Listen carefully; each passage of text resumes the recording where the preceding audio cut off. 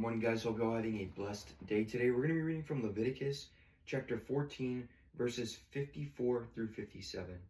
This is the law for any leprous infection and lesion, and for a leprous garment, a house, a scar, a mark, and a bright spot, to determine in which day there is the unclean, and in which day it will be declared clean.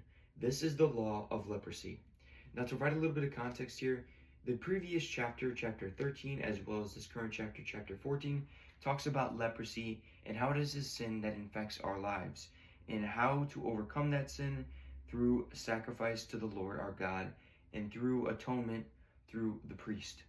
And now a further explanation of why these verses are so important, the Orthodox Study Bible states, this summarizes chapters 13 and 14. Note here the critical issue in separating what was infected, person or object, from the rest of the people. Obviously, this had to do with protecting the people from the disease. Leprosy as a type of sin and its noted consequences must not escape us. There is good cause for being separated from those who live in willful sin. A little leaven leavens the whole lump.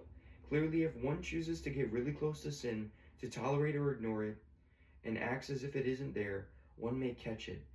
Though leprosy is not the most contagious of diseases, what is disease with which to gamble?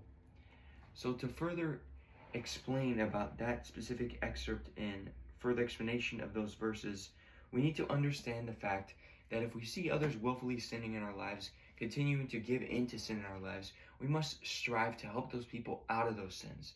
We must instead not join them, but instead try to lead them away from them so that they can seek atonement, that they can be healed, just as the leprous person was healed.